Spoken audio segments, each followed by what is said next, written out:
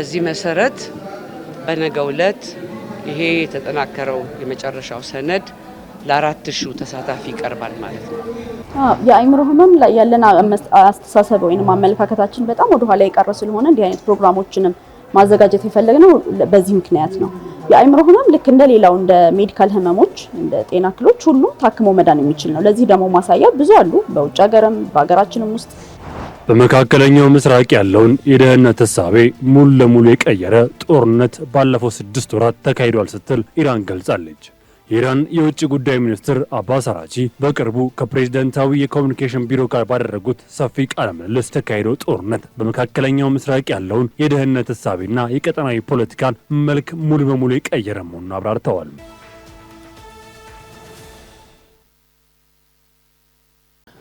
ሰላም ጤና ይስጥልን ውድ ተመልካቾቻችን እንዴት አምሽታችኋል? ከሀገሬ ቴሌቪዥን የሰዓቱን መረጃዎች ይዘን ቀርበናል። ሙሴ ከበደ ነኝ። እስከ ፍጻሜው አብራችሁን ቆዩም። በቀዳሚነት ወደ ተመለከትነው ርዕሰ ጉዳይ ስናልፍ ከ8ቱም ቡድኖች የተውጣጡ 120 አጠናቃሪዎች ያዘጋጁት የመጨረሻው የምክር ሀሳብ ሰነድ በነገው ዕለት ለ4000 ተሳታፊዎች በይፋ እንደሚቀርብ የሀገራዊ ምክክር ኮሚሽን አስታውቋል።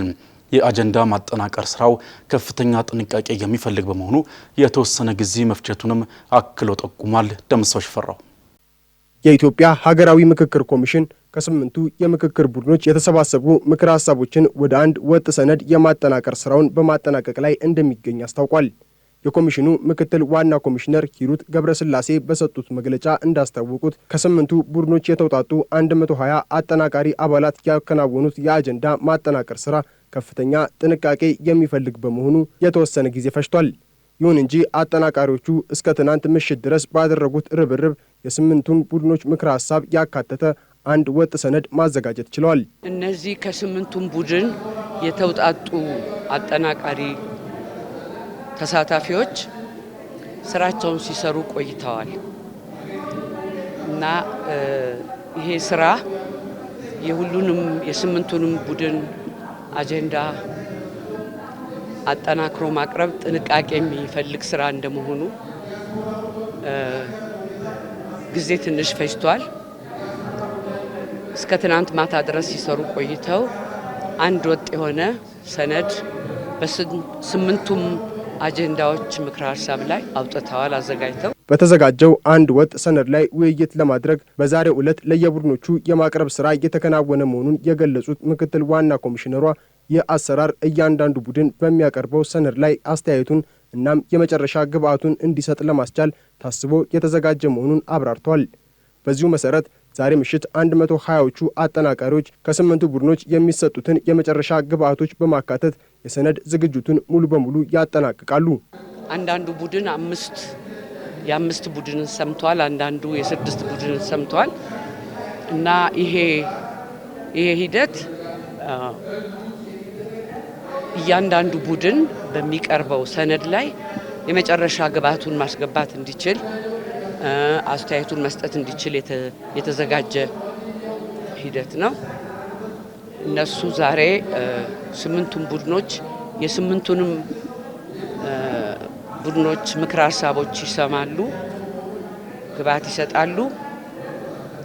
ማምሻቸውን እነዚህ 120ዎቹ አጠናካሪ ቡድኖች የመጨረሻዎቹን ግብአቶች በማካተት የፋይናል የመጨረሻውን ሰነድ አጠናቀው ያዘጋጃሉ ማለት ነው። በነገው ዕለትም የተጠናቀረው የመጨረሻ ሰነድ ለ4000 ተሳታፊዎች በይፋ እንደሚያቀርብና ይህም በምክክር ሂደቱ አንድ ትልቅ ምዕራፍ ላይ መደረሱን የሚያሳይ መሆኑን ምክትል ዋና ኮሚሽነሯ አስታውቀዋል። አክለውም መላው የኢትዮጵያ ሕዝብ የተዛቡ መረጃዎችን በመስማት እንዳይወዛገብና ትክክለኛ የሆኑ የመረጃ ምንጮችን እንዲሁም የኮሚሽኑን ይፋዊ መግለጫዎች ብቻ እንዲከታተል ጥሪያቸውን አስተላልፈዋል። በዚህ መሰረት በነገው ዕለት ይሄ የተጠናከረው የመጨረሻው ሰነድ ለ4000 ተሳታፊ ይቀርባል ማለት ነው። ይሄ እንግዲህ አንድ ትልቅ ምዕራፍ ላይ ደርሰናል ማለት ነው። እግዚአብሔር ይመስገን። ከዚህ በመቀጠል አንድ እንደው ለኢትዮጵያ ሕዝብ ማሳሰብ የምፈልገው አንዳንድ የተዛቡ መረጃዎችን በመስማት እንዳይወዛገቡና ትክክለኛ የሆኑ ሚዲያዎችንና የኮሚሽኑን መግለጫዎች እንዲከታተሉ ደግሜ አሳስባለሁ። የኤካ ኮተቤ ሆስፒታል ካሉት 560 አልጋዎች ውስጥ ግማሹን ለአእምሮ ጤና ሕክምና በመመደብና ደረጃቸውን የጠበቁ የሕክምና አገልግሎቶችን በመስጠት በዘርፉ ያለውን ጫና ለማቃለል እየሰራ መሆኑን አስታውቋል። ትኩረታቸውን በአእምሮ ጤና ላይ አድርገው የሚሰሩ የበጎ አድራጎት ማህበራትም የአእምሮ ህመም እንደ ማንኛውም ህመም ታክሞ መዳን የሚችል ስለመሆኑ ይገልጻሉ። ተጨማሪ ያለን በዓለም ላይ ከ5 ሰዎች መካከል አንዱ ከቀላል እስከ ከባድ የአእምሮ ጤና መታወክ እንደሚገጥመው ጥናቶች ያሳያሉ።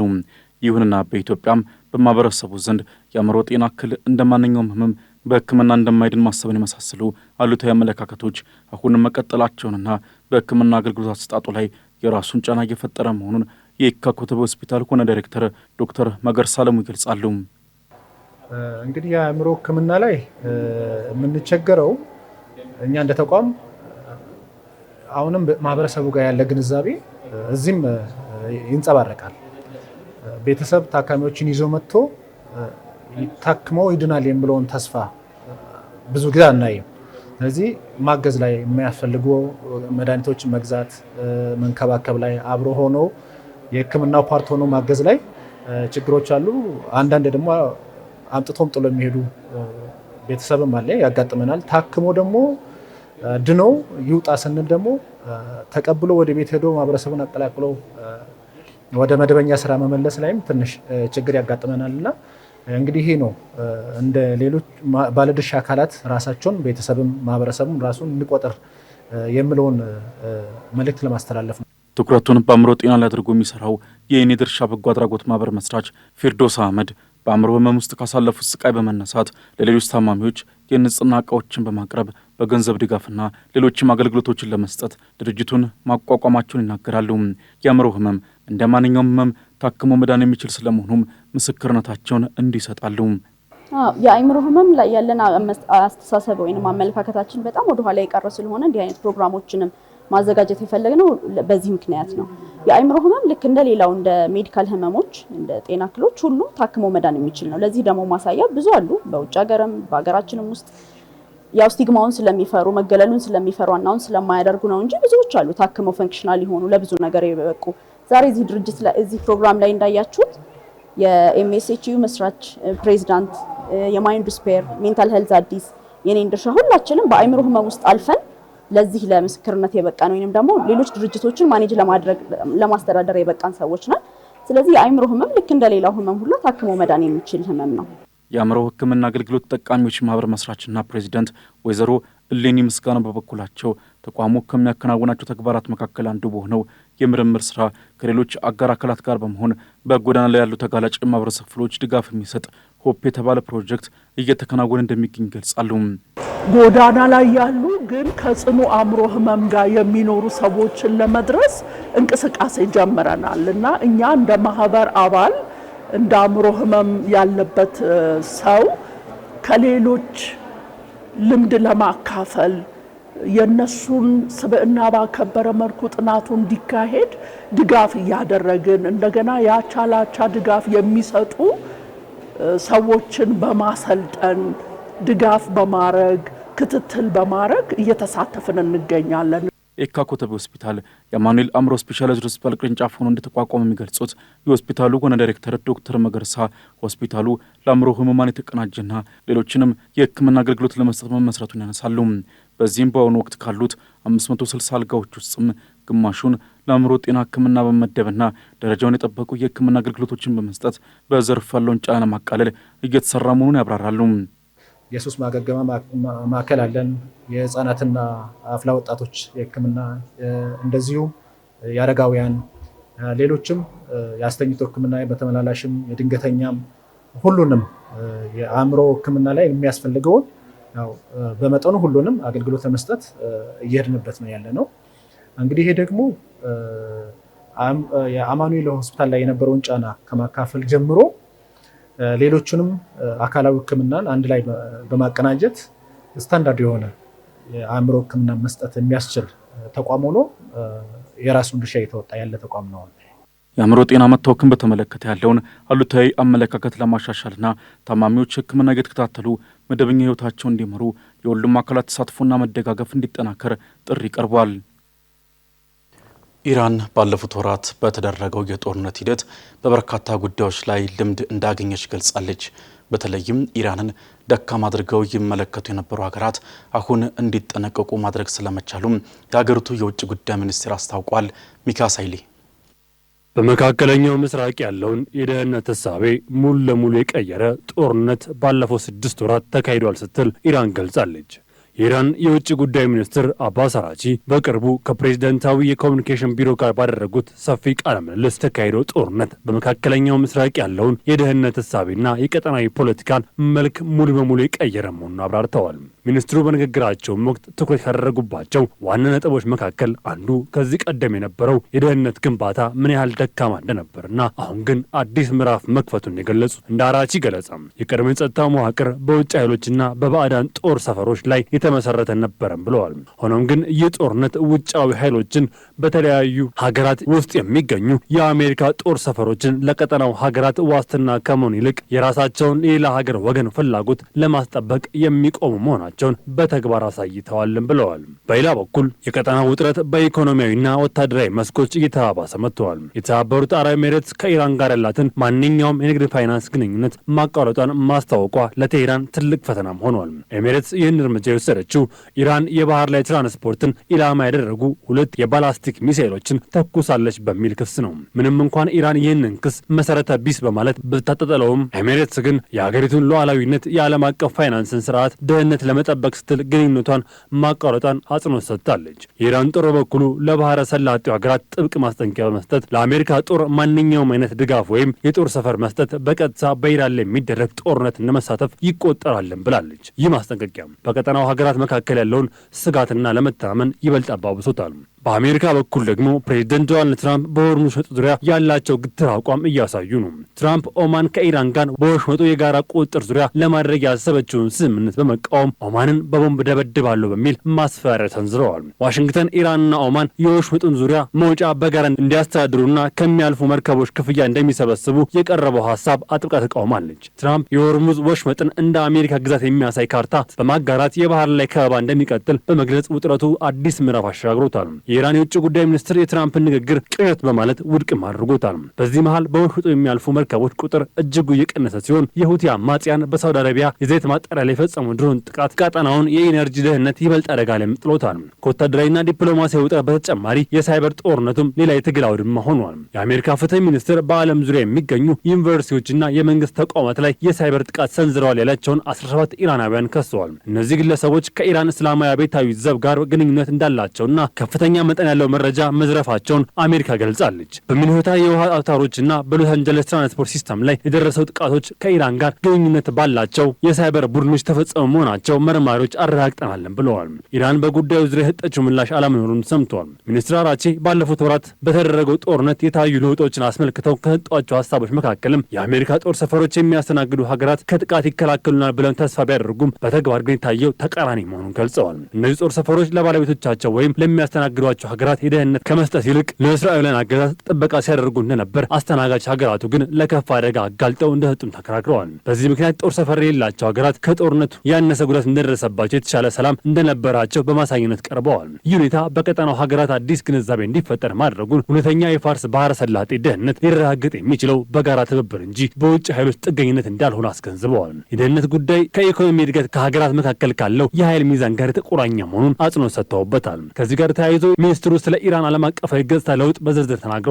ከጦርነቱ በፊት ኢራን በዓለም ፊት ደካማ ተደርጋ ትታይ እንደነበር፣ የተሳሳተ ግንዛቤ ደግሞ ጠላቶች በኢራን ላይ ጥቃት ለመሰንዘር እንዲደፋፈሩ ምክንያት ሆኖ እንደቆየ ገልጸዋል። ሆኖም ግን ላለፉት 40 ቀናት የተደረገ ጽኑ ተቃውሞና መከላከል ይህንን ምስል ሙሉ በሙሉ የቀየረ መሆኑን አብራርተዋል። አሁን ላይ ኢራን እጅግ ጠንካራ፣ በማንኛውም አስቸጋሪ ሁኔታ ውስጥ በራሷ መቆም የምትችል የማይበገር ኃይል ያላት ሀገር መሆኗን ለዓለም አስመስክራለችም ብለዋል። ይህ ለውጥ ደግሞ በቀጣይ የሚኖረው ዲፕሎማሲያዊ ግንኙነት ላይ ትልቅ ተጽዕኖ እንደሚኖረው የኢራን የውጭ ጉዳይ ፖሊሲ ከጦርነቱ በፊት በነበር በተለየ መልኩ በጥንካሬና በክብር ላይ ተመሰረተ እንደሚሆን ቃል ገብተዋል። በንግግራቸው ማጠቃለያ ላይ ሚኒስትር አራቺ ወደፊት ስለሚኖረው የኢራን የውጭ ጉዳይ ፖሊሲ አቅጣጫ ግልጽ ምስል አስቀምጠዋል። ከጦርነቱ በኋላ የምትመጣው ኢራን ከቀድሞ በተለየ መልኩ እጅግ ጠንካራ፣ ክብሯን ያስጠበቀች፣ ብሔራዊ ጥቅሟን በዲፕሎማሲያዊ ሆነ በሌሎች መንገዶች ለማስከበር ዝግጁ የሆነች ሀገር ትሆናለችም ብለዋል። ኢራናውያን ከእንግዲህ ወዲህ በኃይልና በክብር ላይ የተመሰረተ የውጭ ፖሊሲን በተግባር እንደሚያዩና ይህም የህዝቡን መብት፣ የሀገሪቱን ታላቅነት የሚያረጋግጥ እንደሚሆን ቃል ገብተዋል። በአጠቃላይ የአራቺ ንግግር የኢራን ወታደራዊ ድል ወደ ዲፕሎማሲያዊና ስትራቴጂካዊ የበላይነት ለመለወጥ የታለመ መሆኑን የሚያሳይ ሲሆን በቀጠናው የሚኖሩ የኃይል አሰላለፍ በዚህ መንፈስ እንደሚቀረጥ ፍንጭም ሰጥተዋል።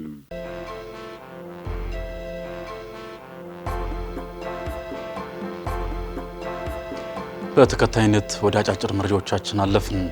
በ2019 የትምህርት ዘመን 9 የፌዴራል ልዩ አዳሪ ሁለተኛ ደረጃ ትምህርት ቤቶች ተማሪዎችን ለመቀበል ዝግጁ መሆናቸውን የትምህርት ሚኒስቴር አስታወቀም።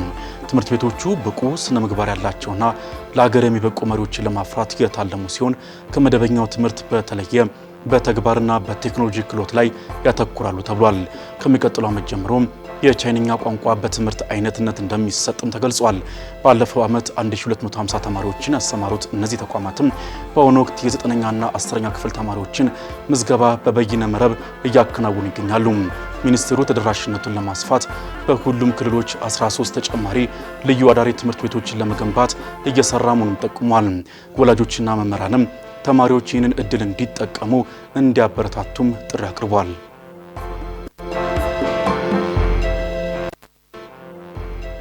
የኢፌዴሪ የንግድና ቀጠናዊ ትስስር ሚኒስቴር በኢትዮጵያ ከሚገኘው የቻይና ኤምባሲ ጋር በመተባበር ያዘጋጀው የኤክስፖርት ቱ ቻይና መድረክ በይፋ ተጀምሯል። መድረኩ የኢትዮጵያና የቻይናን ዘላቂና ሁሉን አቀፍ ስትራቴጂክ አጋርነት ወደ ላቀ የንግድና ኢኮኖሚ ትስስር የሚያሸጋግር መሆኑን ያነሱት የንግድና ቀጠናዊ ትስስር ሚኒስትሩ ካሳሁን ጎፌ ሀገራዊ ምርቶችን በዓለም አቀፍ ገበያ የማስተዋወቅ ስራ ዋና አካል መሆኑንም ገልጸዋል። ሚኒስትሩ አክለውም በመድረኩ በተፈጠረው ምቹ የገበያ ትስስር ከ340 ሚሊዮን ዶላር በላይ ዋጋ ያላቸው 33 የንግድ ለንግድ የግብይት ስምምነቶች መፈረማቸውን አብራርተዋል። እነዚህ ስምምነቶችም የቡና፣ የሰሊጥ፣ የአኩሪ አተር፣ የጨርቃ ጨርቅና የማዕድን ምርቶችን ወደ ውጭ ለመላክ የሚያስችሉ ሲሆኑ ይህም የሀገራችንን የውጭ ንግድ ገቢ ግኝት በእጅጉ የሚያሳድግ ይሆናል ተብሎ ይጠበቃል ብለዋል።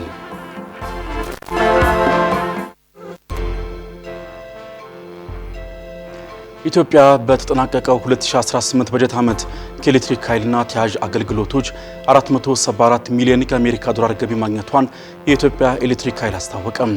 ከዚህም ውስጥ 120 ሚሊዮን ዶላሩ ለጎረቤት ሀገራት ከተሸጠ ኃይል የተገኘ ሲሆን ቀሪው በሀገር ውስጥ ከሚንቀሳቀሱና የውጭ ምንዛሬ ከሚከፍሉ ተቋማት የተሰበሰበ ነው። በተለይም ወደ ኬንያ የሚደረገው የውጭ ንግድም ከፍተኛ ውጤት እያሳየ ሲሆን ኬንያ ከውጭ ከምታስገባው ኃይል 90 በመቶውን ከኢትዮጵያ ታገኛለች ተብሏል። ይሁን እንጂ ወደ ሱዳን የሚላከው ኃይል በአገሪቱ በደረሰው የጦርነትና የመሰረተ ልማት ውድመት ምክንያት ተቋርጧል። በበጀት ዓመቱ ከተመረተው 35 ቴራዋት ኃይል ውስጥ ከግማሽ በላይ የሚሆነው ከታላቁ የኢትዮጵያ ህዳሴ ግድብ የመነጨ ነው። ይህ የውጭ ምንዛሬ ገቢ የሀገር ውስጥ ኤሌክትሪክ ኃይል ተደራሽነትን ለማሳደግና ቀጠናዊ የኢኮኖሚ ትስስር ለማጠናከር ትልቅ ሚና ይጫወታል ሲል ፕሬስ ድርጅት ዘግቧል።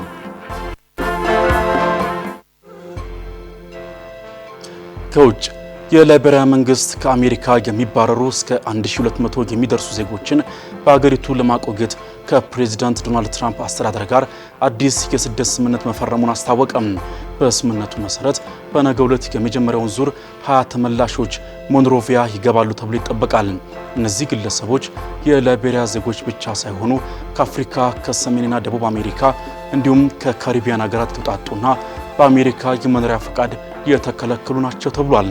የላይቤሪያ መንግስት በሰጠው መግለጫ ተባራሪዎቹን እንደሚቀበላቸውና በአገሪቱ የመቆየት የመውጣትና ወይም ጥገኝነት የመጠየቅ መብት እንደሚኖራቸውም ተገልጿል። አሜሪካ ለዚህ ፕሮግራም ማስፈጸሚያና ለላይቤሪያ የስደትና የድንበር ቁጥጥር ስርዓት ማጠናከሪያ የሚውል የገንዘብ ድጋፍ እንደምታደርግም ተነግሯል። ላይቤሪያ ከዲሞክራቲክ ሪፐብሊክ ኮንጎ፣ ጋናና ሴንትራል አፍሪካ ሪፐብሊክ በመቀጠል እንዲህ አይነት ስምምነት የፈረመች አራተኛዋ የአፍሪካ ሀገር ሆናለች ሲል የዘገበው አፍሪካ ኒውስ ነው።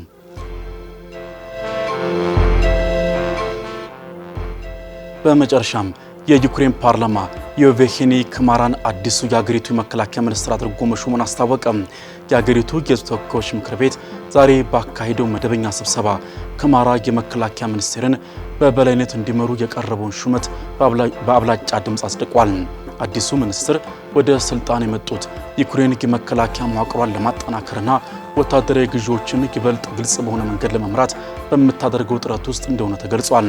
ክማራ ከዚህ ቀደም በደህንነትና በወታደራዊ አመራር ዘርፍ ሰፊ ልምድ ያላቸው ሲሆን በቀጣይም የሀገሪቱን የታጠቀ ኃይል የማዘመንና ከዓለም አቀፍ ወታደራዊ አጋሮች ጋር ያለውን ግንኙነት የማጠናከር ኃላፊነት ተጥሎባቸዋል።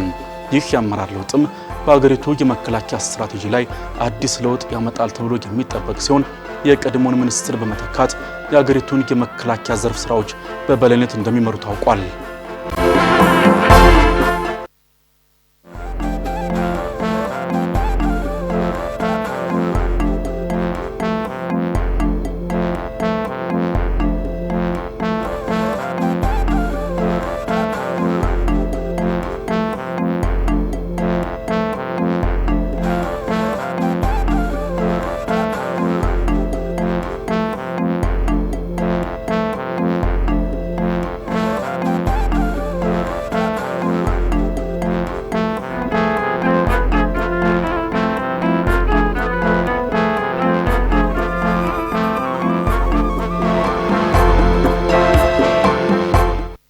አሜሪካ በካናዳ ምርቶች ላይ ልጥላው የነበረውን የ50 በመቶ ታሪፍ ለ3 ቀናት ያዘገየ ሲሆን ሁለቱ ሀገራት መሰረታዊ በሆነ የንግድ ስምምነት ላይ መድረሳቸው ተገልጿል። የታሪፍ ጭማሪው መራዘሙ በሀገራቱ መካከል ያለውን ውጥረት ቢያረግበውም የታሪፍ አለመግባባቱን በዘላቂነት የሚፈቱ ስምምነቶች አሁንም የሚጠበቁ ሆኗል። ምረት ለገሰ በቢዝነስ ጥንቅሯ ተመልክቷለች።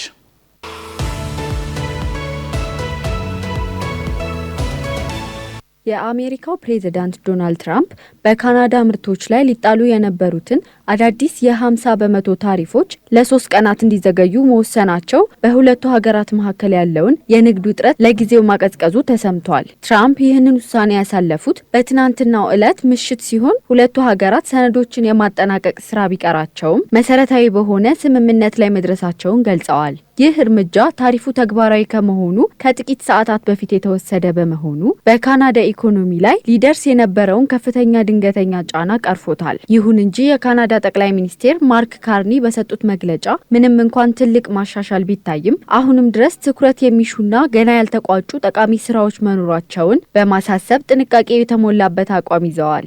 በአሜሪካ የንግድ ተወካይ ጽህፈት ቤት በኩል ይፋ የተደረገው ስምምነቱ የአሜሪካ ምርቶች ወደ ካናዳ ገበያ ያለምንም ገደብ እንዲገቡ የሚያስችሉ ድንጋጌዎችን ይዟል። በተለይም አሜሪካ ለረጅም ጊዜ ቅሬታ ስታቀርብባቸው በነበሩት የወተት ተዋጽኦዎች፣ የአልኮል መጠጦችና የሞተር ተሽከርካሪዎች ቀረጥ ዙሪያ ካናዳ ማሻሻያ ለማድረግ ቃል ገብታለች። ከንግድ ግንኙነቱ በተጨማሪ ትራምፕ ከዓመታት በፊት በአካባቢ ጥበቃና በጎሳዎች ተቃውሞ ምክንያት በፕሬዝዳንት ጆ ባይደን ተቋርጦ የነበረው የኪስቶን ኤክስኤል የነዳጅ ቧንቧ መስመር ፕሮጀክት እንደገና ሊያንሰራራ እንደሚችል ፍንጭ ሰጥተዋል። ይህም በሁለቱ ሀገራት መካከል ያለው ትብብር ከንግድ ባለፈ ወደ ኢነርጂ ዘርፍ ሊሰፋ እንደሚችል ያሳያል። በድርድሩ ሂደት ውስጥ እጅግ አስቸጋሪና አወዛጋቢው ጉዳይ በመኪና ምርቶች ላይ የሚጣለው ቀረጥ ነው። ሁለቱ ወገኖች በካናዳ ተመርተው ወደ አሜሪካ በሚገቡ ተሽከርካሪዎች ላይ የሚጣለውን የ25 በመቶ ታሪፍ ወደ 15 በመቶ ዝቅ ለማድረግ የተወያዩ ሲሆን ተጨማሪ ቅናሾች ደግሞ በመኪና ውስጥ ባለው የግብአት ይዘት ላይ እንዲመሰረቱ ሀሳብ ቀርቧል። እዚህ ላይ ዋናው ልዩነት የተፈጠረው ይዘቱ በሚሰላበት መንገድ ላይ ነው። አሜሪካ በአሜሪካ ውስጥ የተመረቱ ክፍሎች ላይ ብቻ እንዲታሰቡ ስትጠይቅ፣ ካናዳ ግን የሰሜን አሜሪካ የንግድ ስምምነትን መሰረት በማድረግ የካናዳና የሜክሲኮ ክፍሎችም እንዲካተቱ ተከራክራለች።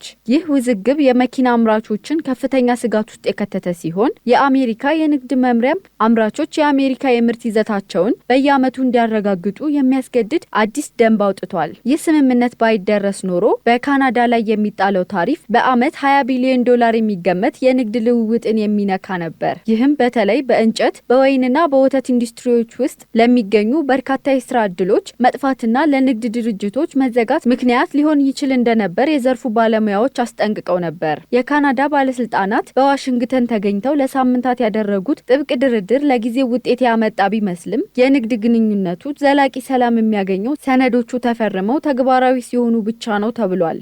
ትራምፕ ታሪፍን እንደ ዋነኛ የፖለቲካና የኢኮኖሚ ግፊት ማድረጊያ መጠቀማቸው ወደፊትም በሰሜን አሜሪካ ሀገራት መካከል ያለው የንግድ ግንኙነት በንቃትና በድርድር ላይ የተመሰረተ እንዲሆን የሚያደርገው ነው ሲል ሮይተርስ በዘገባው አጋርቷል።